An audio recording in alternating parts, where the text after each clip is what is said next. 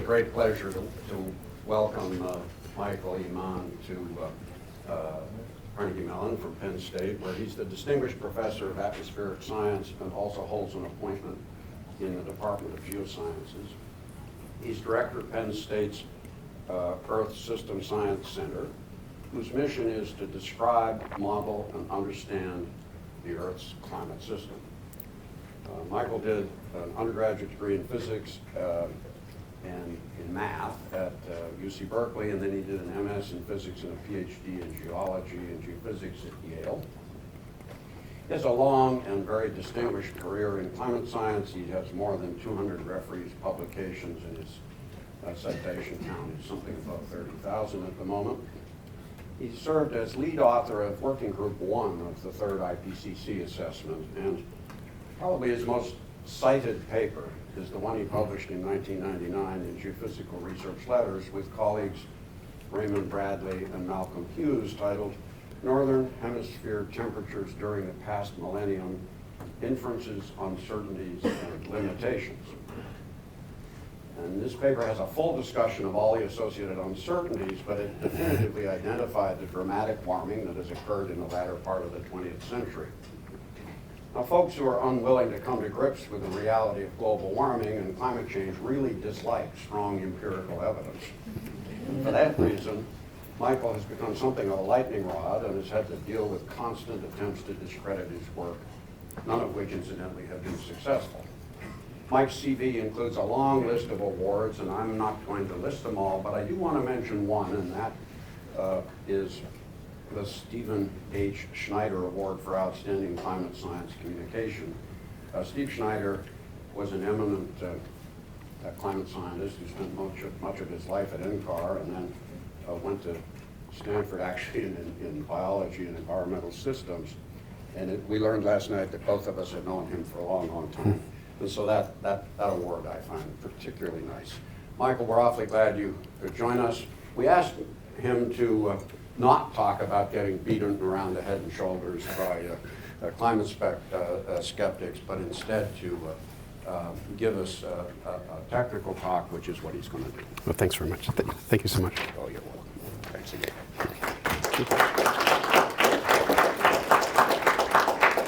Thanks very much. I suppose I'll just continue to use this microphone. No, not necessary? No, okay. Then I will just do my best to speak up. So thank you very much. It's been wonderful to visit Carnegie Mellon. I've been to Pittsburgh many times. My mother was born just outside of Pittsburgh in Katanning. We used to come here all the time to see relatives. And despite all of the times I've come to Pittsburgh, I've never actually made it to CMU before. So it's really nice. It's been great to get to know and talk with Granger and the others here. And I look forward to many more opportunities to make it out here. It's only a 2.5-hour drive, not too bad. And a lot of interesting stuff going on here, and lots of interesting conversations to be had about sort of the larger picture, climate change, our challenges in doing something about it. As Granger said, I'm going to give a somewhat more disciplinary lecture today. It's not my standard climate change lecture or my standard the hockey stick in the climate wars lecture about sort of my forays into the larger public discourse over climate change. This is really going to be about some of the science that we've done in the past, using models and observations that span the past millennium, farther back than the relatively short historical record, to see what we can learn about the climate system. Now, these reconstructions, is this animated? I'm not sure it is. As Granger mentioned, now nearly 2 decades ago, back in 1998, we published these reconstructions of surface temperature patterns in past centuries that are based on the use of climate proxy records like tree rings and corals and ice cores to try to piece together this puzzle of how did the climate change in the more distant past. And I'll back up again, because to us the most interesting thing about these reconstructions were the spatial patterns of temperature variability and what they could tell us about past El Nino events and what they could tell us about the pattern of response to the largest volcanic eruptions, much larger eruptions than anything we've seen in the historical record. We were really interested in the insights that these sorts of reconstructions could provide us by providing these regional maps, these regional patterns of temperature change. But what became featured and what got all the attention was what to me is the scientifically least interesting thing you can do with those rich spatial patterns, which is to average over them to get a single number for each year, the average temperature, in this case of the northern hemisphere where we have the most data. And it led to this curve that was featured in the summary for policymakers of the 2001 IPCC report. It got a name, the hockey stick, and as a result, I found myself sort of involuntarily thrust into the fractious larger debate over human-caused climate change. It's not really the career path that I had signed up for when I double majored in applied math and physics at UC Berkeley, went off to study physics at Yale, but it's where I ultimately found myself because of the science that we had published.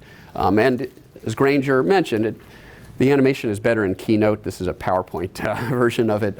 It has been attacked over the years by those looking to discredit the hockey stick because it tells a simple story. You don't need to understand the complex workings of the climate system to understand what that curve is telling us, that there is something unprecedented taking place today in our climate, and by implication it probably has to do with human activity.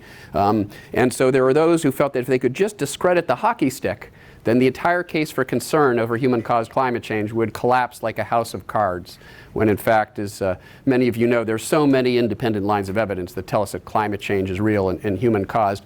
It wouldn't matter if I was ever born, if there was ever a hockey stick in the first place, or a hockey league, because there are now dozens of these sorts of reconstructions that have been done by various groups using different kinds of data, different statistical methods, and they all come to the same bottom line conclusion. The recent warming is unprecedented as far back as we can go. The IPCC in their most recent assessment concluded at least 1,400 years, and most likely even further back than that. But as I said, it became sort of an icon in the climate change debate. It had its 20th birthday on Earth Day this year. The original hockey stick, which only went back to 1400, was published in Nature on Earth Day, April 22nd, 1998. In GRL, the next year we published an extended version that went back 1,000 years, and that's the version that you usually see. But the original hockey stick was published in Nature on Earth Day in 1998, and so it had its 20th birthday just this past Earth Day. And I had an opportunity to comment on, the sort of retrospectively look at, how far we've come or maybe how far we haven't come in those 20 years when it comes to the level of action that we'd like to see. But it has become an icon in the climate change debate, again, because it tells a simple story. I'm going to get away from that. If you're interested in my, adventures in the center of the climate change arena, then I've written a whole book, The Hockey Stick and the Climate Wars, which is about those experiences.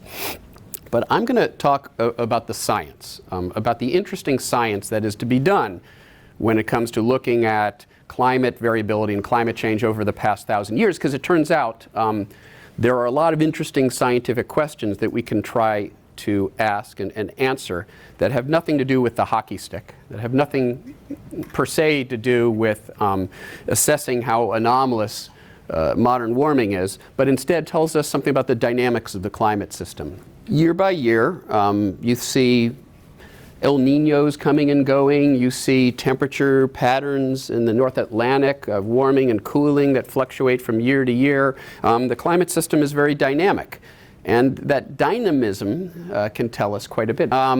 So El Nino, the El Nino phenomenon. Obviously, El Nino has a profound impact on weather patterns in North America and around the world.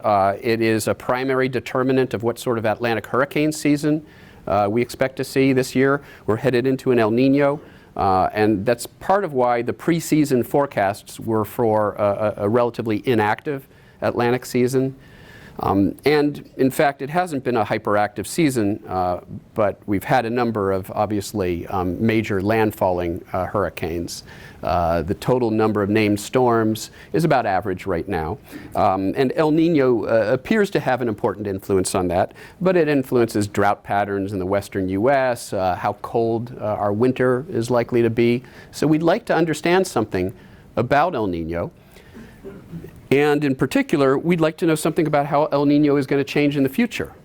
Because if all these regional weather patterns in North America and around the world, Atlantic hurricanes and drought in California, if all those things are contingent upon El Nino on a year-to-year basis, then what happens to those phenomena in the future is going to depend on how El Nino changes. And this is a plot from the previous IPCC report, not the most recent one, but the picture pretty much remains the same.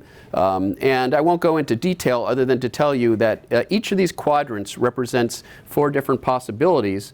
Will the future look more El Nino-like or more La Nina-like? Will individual events be larger in amplitude or smaller in amplitude? And it turns out that the models are all over the place. We don't have a confident answer to that question of how will El Nino respond to human-caused climate change.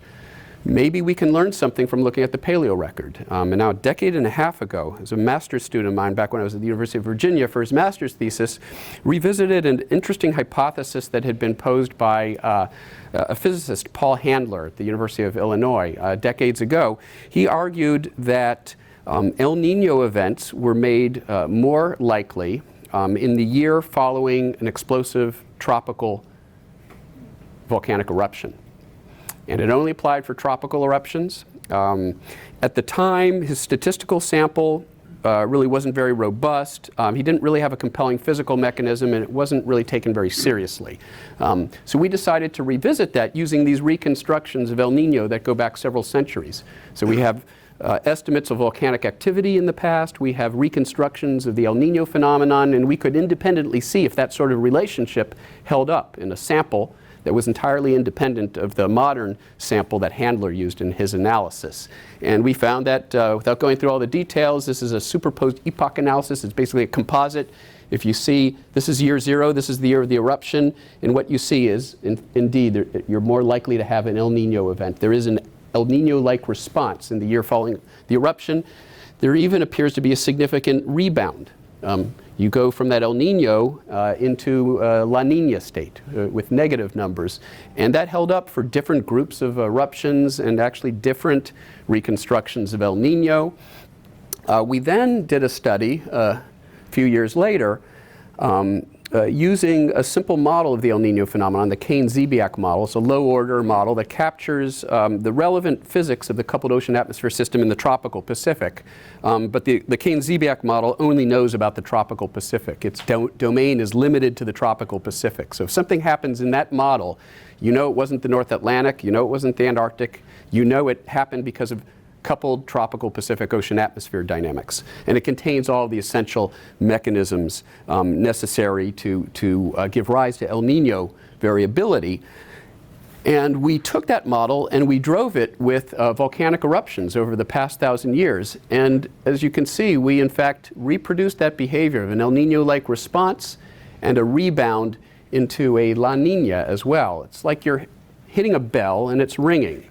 And so you start out with a big El Nino-like response, but because of the oscillatory dynamics of El Nino, it doesn't stop at 0. It sort of rebounds into a weak La Nina, and then it sort of dies out.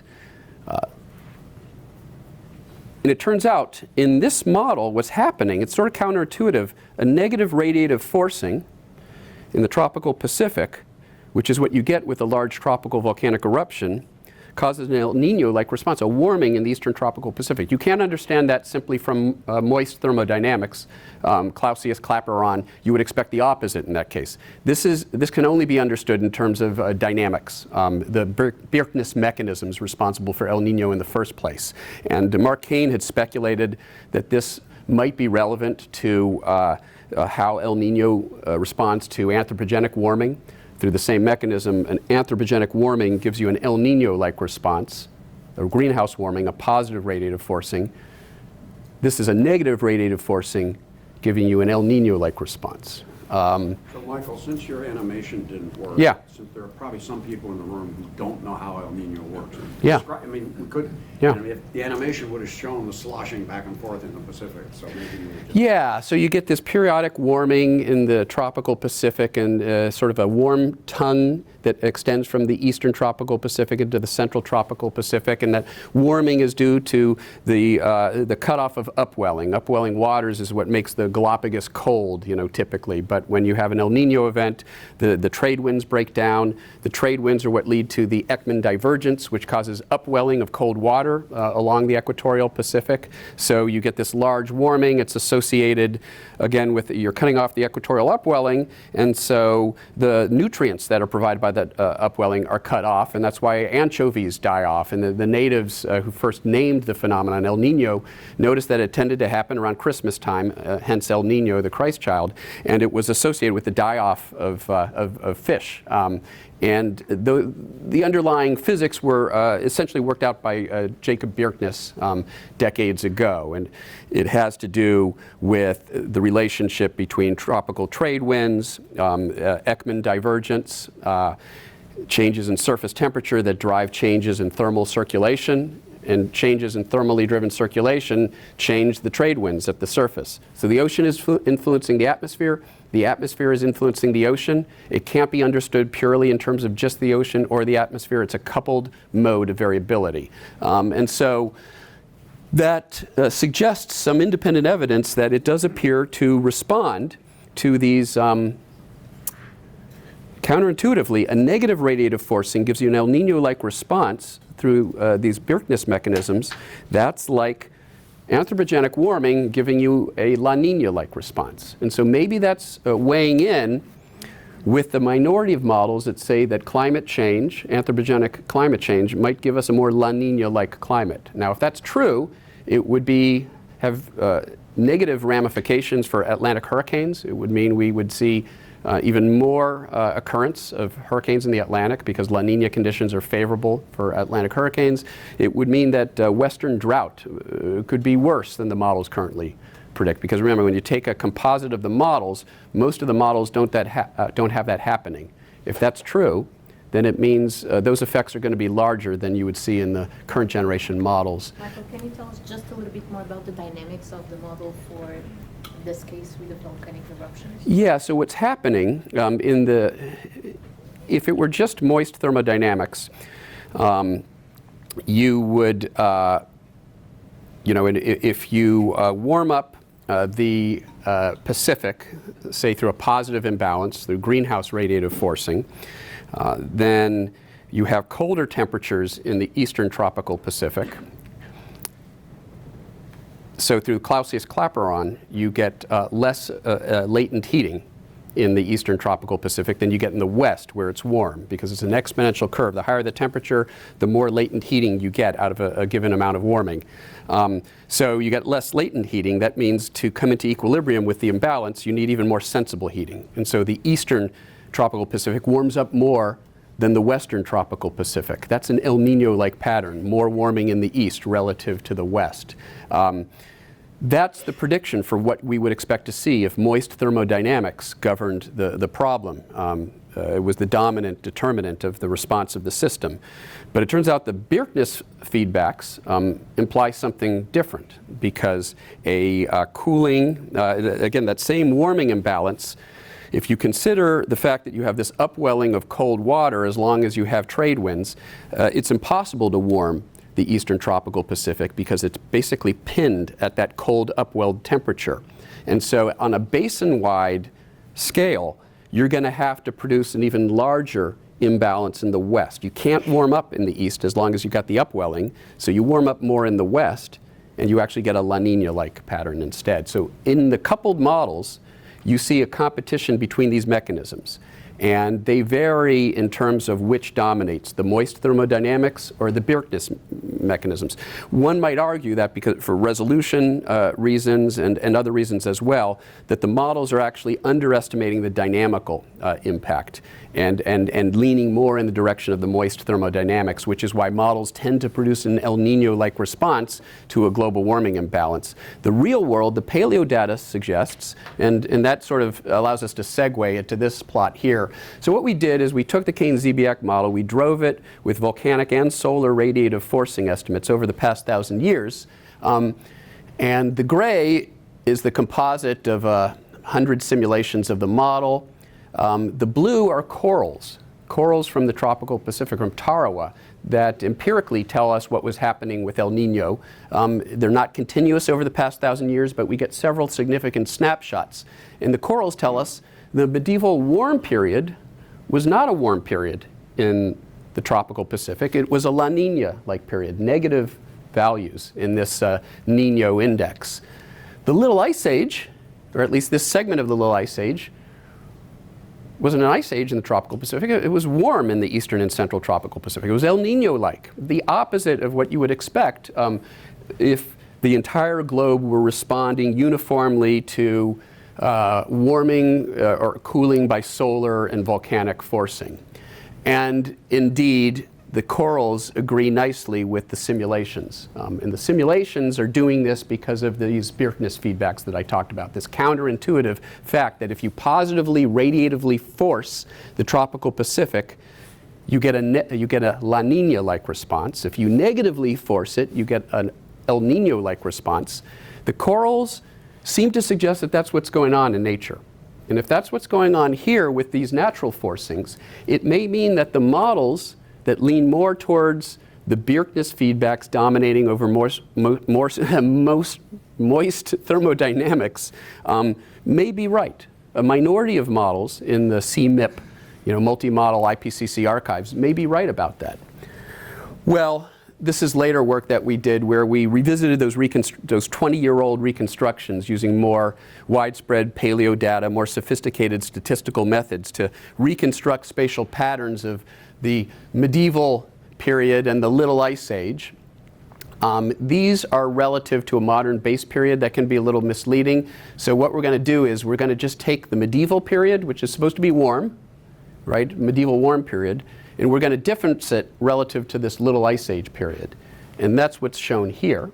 So over most of the globe, temperatures are warmer in the medieval era. It's consistent with what we expect from positive natural radiative forcing, relatively high solar forcing early in the millennium, very few cooling volcanic eruptions. So the net radiative forcing was positive, warm just about everywhere, but look at the tropical Pacific, cold, La Nina-like. This result appears to hold up in various other assessments. We can compare, that's the reconstruction, and we did looked at two different model simulations that are driven by those radiative forcings. One of them, the NASA Goddard Institute for Space Studies, Model E coupled model. This, the version at that time of the NCAR, one of the NCAR coupled models. And what you'll see is that the NASA GISS model captures one interesting element here, which is the enhanced warming over Eastern Eurasia, Western Europe and Eurasia and North America. And in the model, that is arising because of a change in the so-called northern annular mode, sometimes called the Arctic oscillation or the North Atlantic oscillation. And in the model, that is a dynamical response. The winds, the jet stream is responding to changes in solar radiative forcing that are influencing the lower stratosphere and the temperature gradient within the troposphere, which through the thermal wind changes the pattern of the jet stream, of the westerly winds that we think of as the jet stream. Neither of these simulations actually reproduce that cooling in the eastern tropical Pacific. And it turns out we wouldn't expect them to, because neither of these models are in that part of the phase space where the Birkness mechanisms are dominating over the moist thermodynamics. So again, if these are right, if the reconstructions are right, it would seem to imply that many of the models, the majority of models, are not getting these critical dynamics right, how El Nino responds to human-caused global warming. That's important. It's important because it has implications for Atlantic hurricanes, drought in parts of North America, etc. One thing that I will talk about, so we also used these reconstructions to look at the factors that influence Atlantic hurricanes in the past, and we've actually used the climate models run over the past millennium. You can take these long-term simulations, and we work with Carrie Emanuel at MIT, who is an expert in tropical cyclones and has a particular approach for essentially producing synthetic tropical cyclones that are contingent upon large-scale climate conditions. So you can take a climate model, you can use Carrie's downscaling approach to produce 1,000 years of Atlantic hurricane seasons. And the individual storms that are produced and the trajectories they take look a lot like the real thing. But the nice thing about these synthetic storms is we can do all sorts of experiments. We can take a model that's been driven by natural solar and volcanic radiative forcing and allow that to drive long-term changes in hurricane behavior. And then, of course, you can project forward under anthropogenic forcing. And one of the things that we showed, this was a student, Andrew Reed, who's now at Rutgers, that for a Sandy-like storm, for a 13-foot storm surge, Battery Park, New York City, that sort of storm should have been a 1,000-year event prior to the warming from human-caused greenhouse gas emissions. And it has now been decreased to something more like a 30-year event because of anthropogenic warming, both sea level rise, which is part of the analysis, combined with changing storm characteristics. So you've got sea level rise, you've had several feet since 1,000 years ago. Some of that is natural. The more recent part is human-caused. And you have a tendency for storms to get larger and more powerful, both of which favor larger storm surges. And you put those things together, and you take what would have been a 1,000-year storm 1,000 years ago is now a 30-year storm. And if you project forward under anthropogenic, business as usual greenhouse gas emissions, that becomes a 3 to 4 year storm. So New York City is dealing with a Hurricane Sandy-like event every 3 to 4 years. That's pretty important if that's what New York City faces. So again, we can use sort of our understanding of sort of the last 1,000 years to sort of frame how we are changing the statistics of various types of extreme weather events like hurricanes, flooding hurricanes. The AMOC, all right, let's see if this, so far, based on a track record, oh, that one worked. Yeah, look at that. Predictions are hard, especially about the future, so this is a... Some of the room doesn't know what the initials mean. Tell them. So the Atlantic meridional overturning circulation, also known as the thermohaline circulation or the conveyor belt, the ocean conveyor belt. The premise of the film, The Day After Tomorrow, is that this ocean current system that delivers warm waters north into the high latitudes of the North Atlantic collapses because of global warming. We'll get to that in a moment. This is a state-of-the-art climate model run out to 2200 with sort of business as usual carbon emissions. I believe this is a simulation of NCAR coupled model. Yeah, so you see El Ninos coming and going. You see sort of enhanced Arctic warming, Arctic amplification, melting sea ice. The Arctic warms faster. The continents warm faster than the oceans. We see a number of familiar things, but there's one thing that's going to start to jump out at you. What the heck is going on there, south of Greenland? The rest of the the rest of the globe is warming up, but that region is cooling down. If you're Iceland, you're sort of bummed. You're the one place that will actually cool because of global warming, if that's true. And it turns out it isn't restricted just to this model. This is common. If you look at the composite of the IPC, oh, and that's what happens if we don't act to. Now, there was a there was a glitch in the file when I originally converted the format, and I decided I sort of liked it. So we've just sort of kept it there. It's what happens if we don't act on climate. So, turns out we see that in the observations. That's the linear trend in temperature over the Earth over the past century. Other than what we think are probably some bad data in this remote part of Africa, this is really the only region where there's cooling over the past century.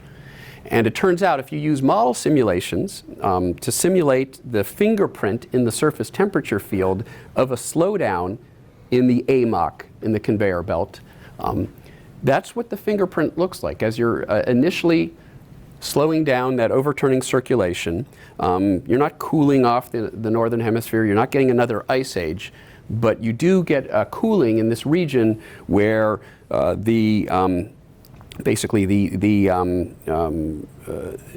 you're cutting off the sinking motion that drives the AMOC, and so you're not pulling the warm water up into those latitudes nearly as dramatically as you used to, and so it cools. That's the fingerprint, and that fingerprint matches the trend that we see in the observations. This is so profound that you can see it in the annual temperature patterns in recent years. It's even gotten a name, the cold blob, this persistent region of cooling. In fact, that's 2014, but in 2015, this region had the coldest temperatures in the entire historical temperature record at a time when the oceans were globally the warmest they had ever been. That region in the North Atlantic had the coldest temperatures it's ever had. So this actually appears not just to be a theoretical construct, that something that could happen, it actually appears to be happening. And you see it 2016, if I show you the 2017 pattern, it's very persistent. We really see this now playing out. And this really is uniquely the fingerprint. You can look at other possible sources, aerosols, all sorts of other things. Nothing else would give you that fingerprint. To continue the interruptions that are plaguing you, Yeah. in the sort of the popular description of that, it's also described as causing cooling in Europe, and the models in the pattern don't have that. They don't. You have a little less warming in extreme Western Europe. And this is, again, if we're in the initial stages of this slowdown, it would be more widespread if you had a literal shutdown. But no, absolutely. So no, we don't get tornadoes destroying Los Angeles. We don't get super cooled air descending and freezing people in place or anything else that happens in the film The Day After Tomorrow. But this is an example of what we call a tipping point phenomenon, where you trigger some change in climate that is irreversible on human timescales. A point of no return. Once the AMOC collapses, it's very difficult to go back into its original state. There is sort of the schematic diagram you often see of the thermohaline circulation. It's actually going in the wrong direction in the movie The Day After Tomorrow. If you watch the movie, Dennis Quaid is lecturing to this audience of international dignitaries, and the darn conveyor belt is circulating in the wrong direction. But that's Hollywood. So no, nothing like what is portrayed in the movie is likely to happen. But what is interesting, and this is from our article, Nature Climate Change, a few years ago, Stefan Rahmstorf was the principal author, where we showed that whereas the models tend to predict, this is the slowdown, this is one measure of the strength of the AMOC, and you can see as you get into the 21st century, over the next century, the models predict a strong decline. And you can see the pattern of the ocean stream function. What's happening is basically a slowdown in that ocean circulation pattern. This is a reconstruction of that fingerprint, that temperature fingerprint from these surface temperature reconstructions I described going back 1,000 years. And we can look at the temperatures in that one specific region that corresponds to the fingerprint of an AMOC slowdown and see how they're changing. That is a measure. It's an index of the AMOC. That's the last 1,000 years, and that's what's happened over the last century. So that drop is already, the drop that's supposed to happen this century appears to have happened already over the past century. We appear to be decades, if not a century, ahead of schedule when it comes to the slowdown of the AMOC. Now, why might that be true? Well, one thing we now understand is that Greenland is losing ice decades earlier than the models predicted. And most models aren't run in an interactive mode with a coupled a Greenland ice sheet model, and so they don't have that meltwater contribution. And there's now a fair amount of meltwater that's coming off of Greenland, freshening the North Atlantic, and inhibiting the sinking motion that drives the AMOC. And it's not happening this century. It appears to already have happened over the last century. So it's an interesting indication of how not getting one thing right has potential implications for other things as well. If we're not getting the Greenland melt in the models, then we're not getting the freshening in the North Atlantic. If we're not getting the freshening in the North Atlantic, we're not getting the slowdown in the AMOC. If we're not getting the slowdown in the AMOC, there may be another foot of sea level rise in store for the eastern seaboard, because it turns out for a geostrophically balanced current, there's a slope in the ocean surface. If that current collapses, then the ocean surface at the coast of the east coast of the U.S. comes up an extra foot. On top of, well, if you had asked me 5 years ago, what sort of sea level rise could we see by the end of this century, we would have told you 3 feet, no more than a meter or so. We've also learned that because the ice sheets are losing ice faster and earlier than we expected, the latest estimates now are for 6 to 8 feet of sea level rise by the end of the century. Well, 1 foot might seem like a drop in the bucket, but every 1 foot of sea level rise was the difference, just the 1 foot of sea level rise that's already happened for New York City meant 25 more square miles of coastal flooding with Sandy and several $1 billion of damage just from 1 foot. All right. Climate sensitivity, so I'm going to, we talked about this earlier, and I do want to say something about this. So something else we can do is we can use models and observations to try to constrain how sensitive the climate system is to increasing CO2 concentrations. In a period, the last century is really complicated because we have all sorts of natural and anthropogenic forcings. Many of them are very uncertain, aerosol forcing, large uncertainties. We've got a short record. It's very noisy. Difficult to get a confident estimate of the sensitivity of the climate to CO2 increases from the instrumental record alone. So we turn to other independent lines of evidence, distant paleoclimates that give us complementary information, or the response to volcanic eruptions, the last glacial maximum. You can look at climate today and what parameter values in the climate models give the best fit to the climate. You can just take the climate models and diagnose what is the sensitivity that results from the physics that we currently resolve in the climate models. So there are all these different lines of evidence. You can look at geological evidence spanning millions of years. This shouldn't say past million years. That's a typo. It's millions of years. The Cretaceous, how warm was the Cretaceous? What were CO2 levels? We can get some independent estimates of climate sensitivity. Each one of them in isolation is pretty uncertain because we're dealing with paleo data that are very noisy records of climate. We have uncertain estimates of what greenhouse gas concentrations were at those times. So each of these estimates comes with a fairly wide spread, but most of them, as you can see, interestingly enough, are centered on a value very close to 3 degrees Celsius, which is sort of the center of the canonical range of equilibrium climate sensitivity. How much warming do you get if you allow the climate to warm up, to equilibrate to a doubling of CO2 concentrations? And it can take decades or even a century for that to happen, but once it reaches equilibrium, how much warming does a doubling of CO2 concentrations give you? That's climate sensitivity. And our best estimate is it's probably close to 3 degrees Celsius.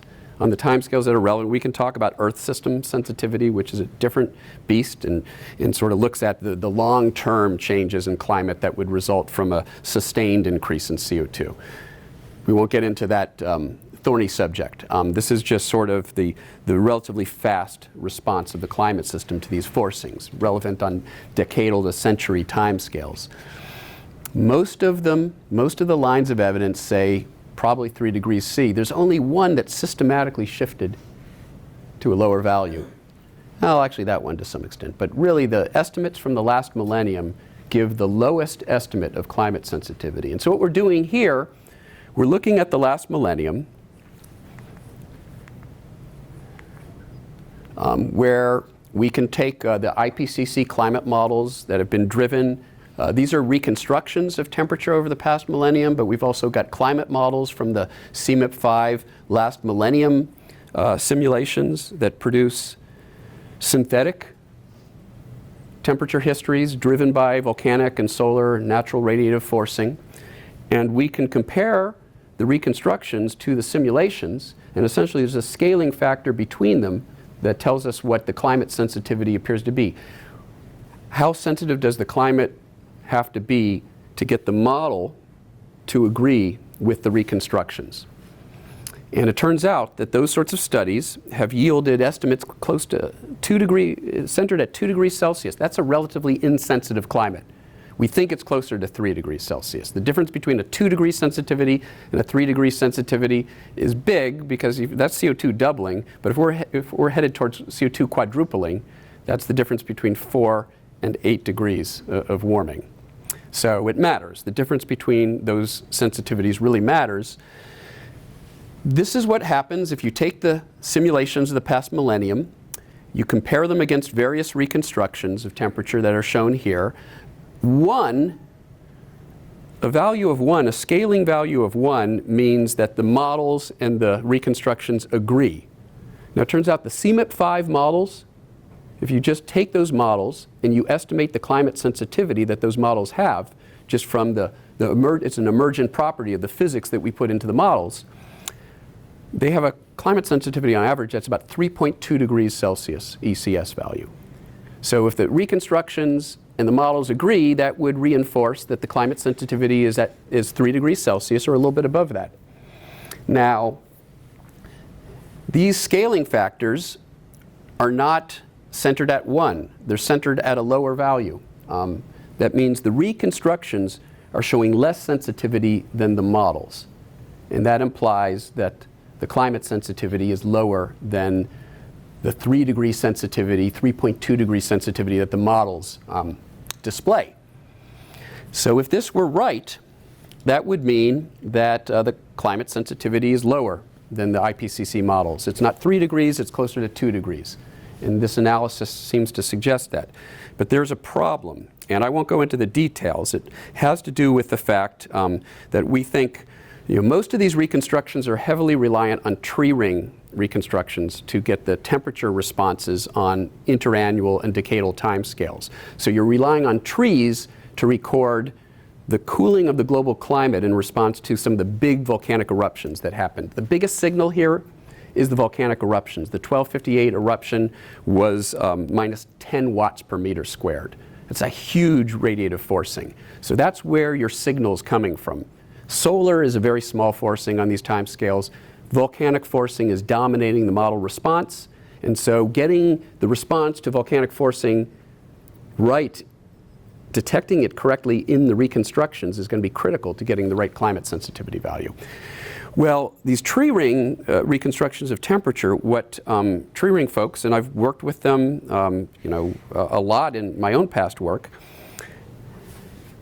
Let's see, we're trying to wrap this up by what time here? Maybe in a couple of minutes so that there is time for Q&A. A couple of minutes, yeah. So this will be the last point, second to last point that I'll make.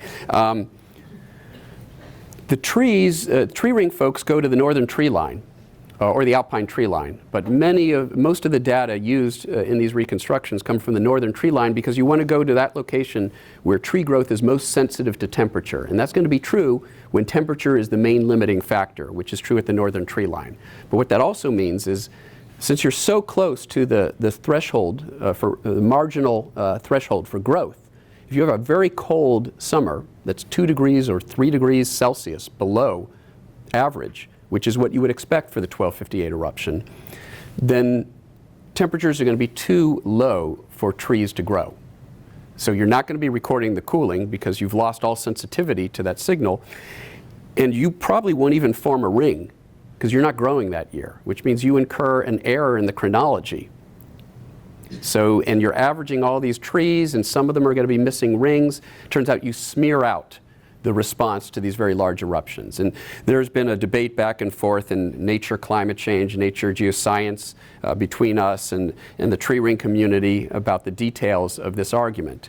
But suffice it to say, what we're going to do is, I'm not going to argue about why this is happening. I'm just going to ask you, suppose that we cannot rely upon what the tree ring-based temperature reconstructions are telling us about the few largest volcanic eruptions that dominate the signal that we're using. So we're going to mask out all of those very large eruptions, and all that's going to be left is going to be the response to solar forcing and the response to moderate volcanic eruptions, which shouldn't give us that threshold problem that I talked about. And when you mask out those eruptions, that's what happens to the picture. Things have risen from being below 1 to pretty much centered at about 1 across the various reconstructions, some higher, some lower, but the picture now is centered on, yeah, the reconstructions are actually consistent with the climate models. And you may also note that the error bars have gotten larger because we've thrown out our biggest signal because we didn't trust it. So we've thrown out our biggest signal and we're hanging our hat on what's left. So the error bars get bigger, but the bias is now gone. The last thing that I will talk about is the Paris.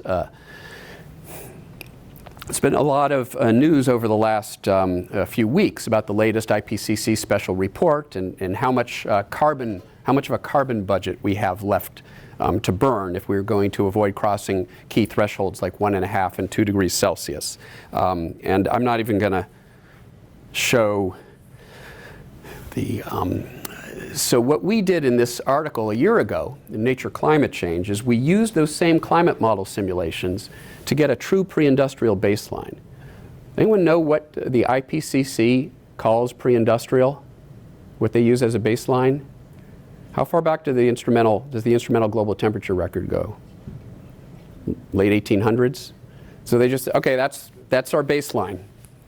Well, if you look at the models, they'll tell you that there was already probably at least 0.2 degrees Celsius of greenhouse warming by the time you get to the late 1800s. Why does that matter? 0.2 degrees Celsius sounds pretty small.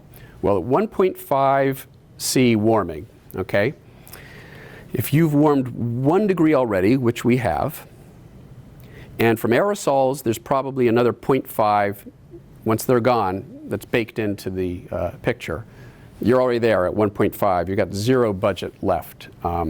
So 0.2 degrees Celsius makes a huge difference. And it turns out it's the difference between an IPCC report that said we still have 500 gigatons of CO2 left to burn and avoid crossing the 1.5 Celsius threshold.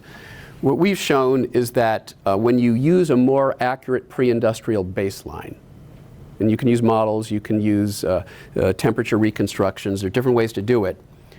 It turns out that the budget for 1.5 degrees Celsius is essentially gone. And the budget for 2 degrees Celsius, limiting warming to 2 degrees Celsius, is about 40% smaller, as much as 40% smaller.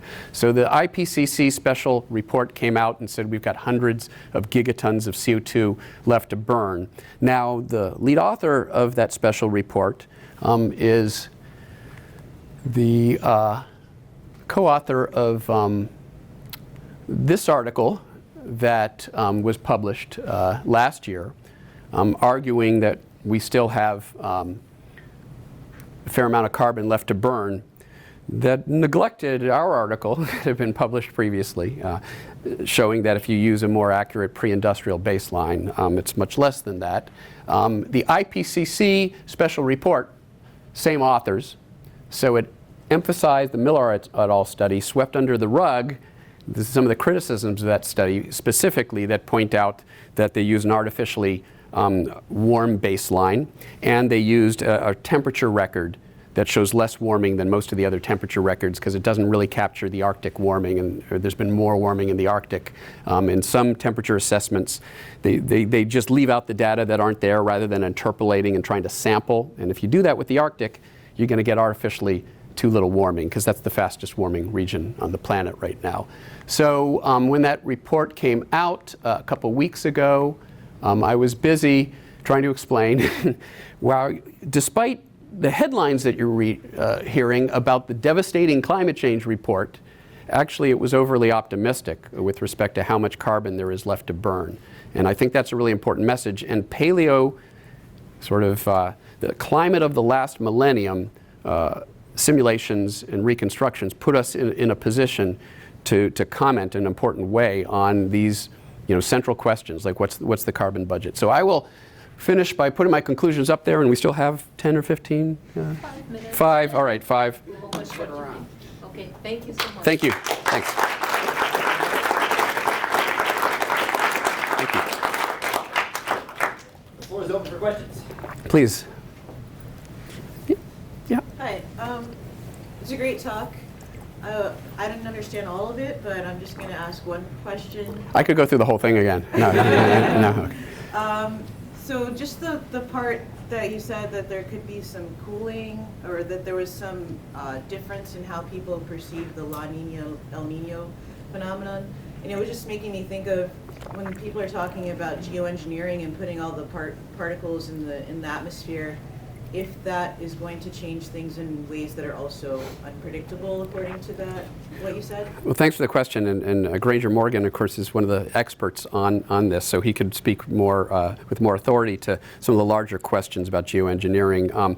What I will say is this does get at this principle of unintended consequences. We are toying with a system that, as we've seen plainly here, we don't understand perfectly. There are surprises in store. We've seen some surprises already, and you can be sure there are more surprises in store.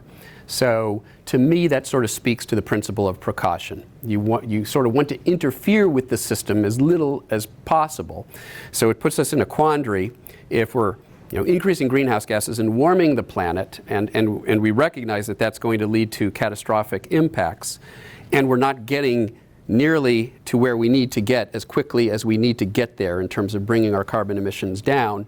Sort of that leads to a reasonable discussion of, do we need to turn to some sort of stopgap measure? Volcanic eruptions, as we said, cool the planet for several years at a time by putting aerosols up in the stratosphere that sort of sit there for a few years. They block out some of the incoming sunlight, and if you do the calculation, if we could shoot enough of those basically those particles, sulfur dioxide, and produce aerosols equivalent to the Mount Pinatubo eruption, but we fire up a Mount Pinatubo worth of aerosols every 3 years or so, then the radiative forcing, the negative radiative forcing from that would roughly offset the positive radiative forcing of greenhouse gas doubling, if I've done the calculation right. But that's the idea.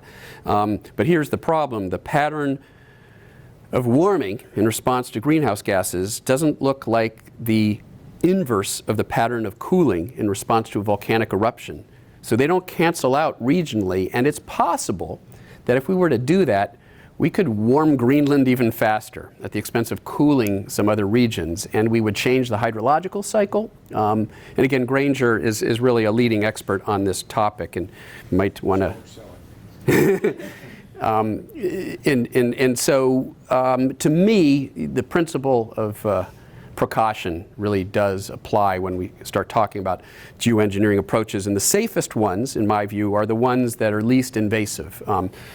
Sucking the CO2 back out of the atmosphere, well, that seems like a relatively safe geoengineering approach. You're not tampering with the chemistry or the radiative balance in the same way, but it's really hard to do. You're fighting the laws of thermodynamics and you're fighting the laws of economics. On the other hand, if we estimate the damage to be more than $1,000 per ton of CO2, then it may be that something like direct air capture becomes a practical way of trying to, again, if we're going to go beyond those thresholds, and if right now we're on a course to blow past 2 degrees Celsius, we're on our way to 3.5 degrees Celsius, even if we meet the Paris targets. So we have a lot of work to do.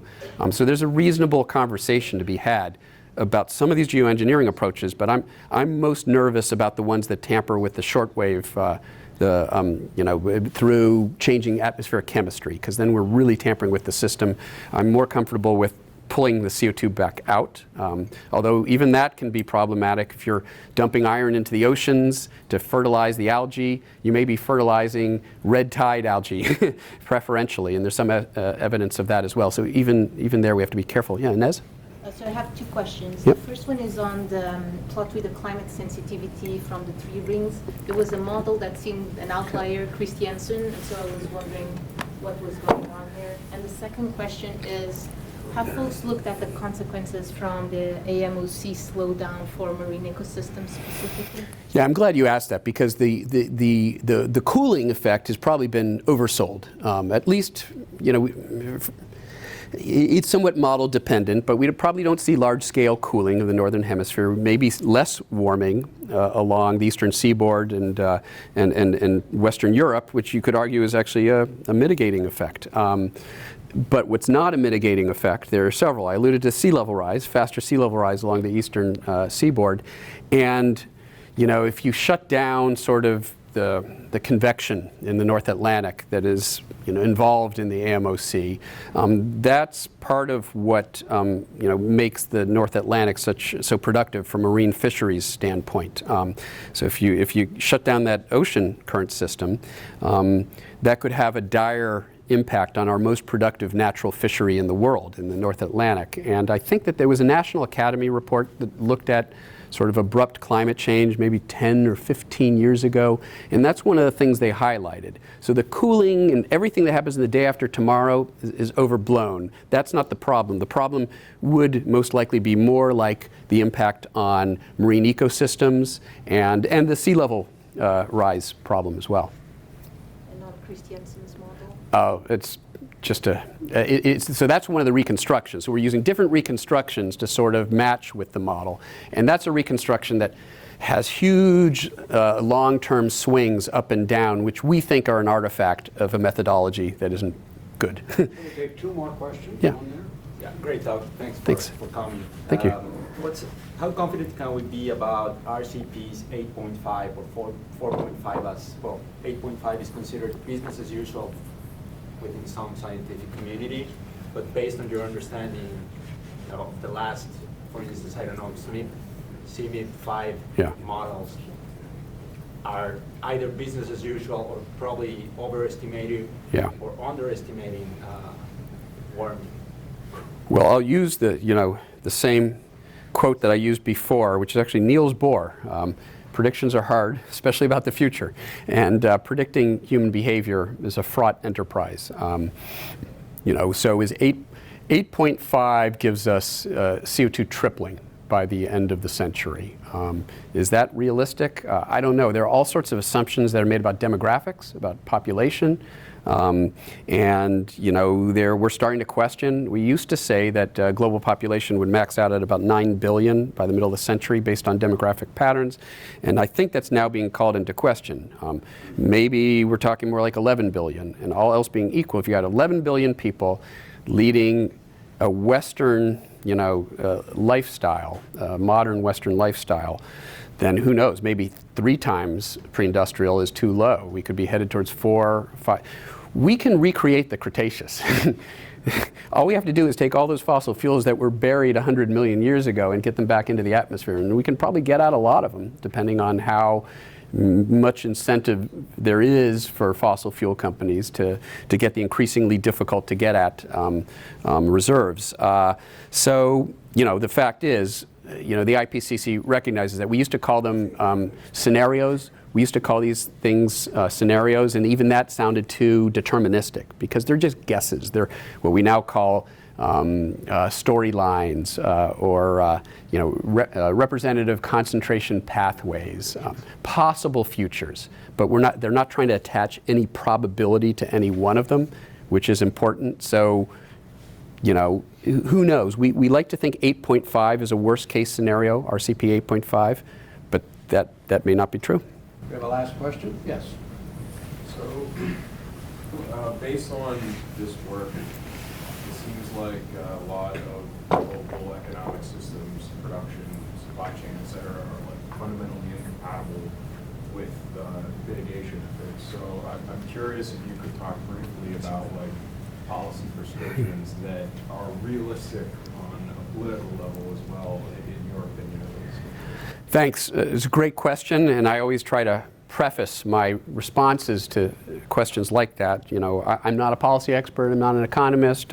Some of my best friends, are, and I try to learn from them, and I can share with you what I see as sort of the conventional wisdom. One of the at some point this becomes a debate about political systems, and there are people out there who have argued that a market economy system is fundamentally incompatible with environmental preservation. Naomi Klein has written a book, the thesis of which is that, and it may or may not be true. I choose not to weigh in on that. I can tell you that there are others who make an equally compelling argument that, hey, we can solve environmental problems in a market framework as long as the incentives are right. And that's why you need a price on carbon, because right now the damage done by climate change is an externality. It's damage that we all and at a cost that we all bear, but there's no price signal for it in the market. And so you could put a price on carbon, you can put incentives in there, subsidies for renewable energy, like what Germany does with the feed-in tariff. There are different ways to try to level, so you can say, we can solve this problem in a market framework. The problem isn't the market economy framework itself, but the unlevel playing field that there is right now in the energy marketplace. And we need to level that playing field through some appropriate incentives that account for the externality, the damages done by climate change. Of course, that gets you into discussions of things like the social cost of carbon, which is a fraught sort of concept as well when you have things like tipping point responses. And so it quickly becomes a pretty fraught and contentious conversation. What I tend to, when I weigh in on this, my position is really that I'd be happy for our policy makers to be debating the policy prescriptions for dealing with this problem as long as it's premised on an objective assessment of what the risks are. And when you have a Congress that is led by a party that has as part of their platform the denial of human-caused climate change, very difficult to have that meaningful policy conversation. So I guess this is the way I always like I always end on this note. We've got, I was just going to say, we've got a few weeks left now before a major election. And if we don't like the direction that we're headed right now with sort of congressional climate policy, we have the greatest opportunity that our democracy affords us to impact that policy discussion by voting for politicians who do want to do something about this problem. And I'll leave it there. Thank you. Thank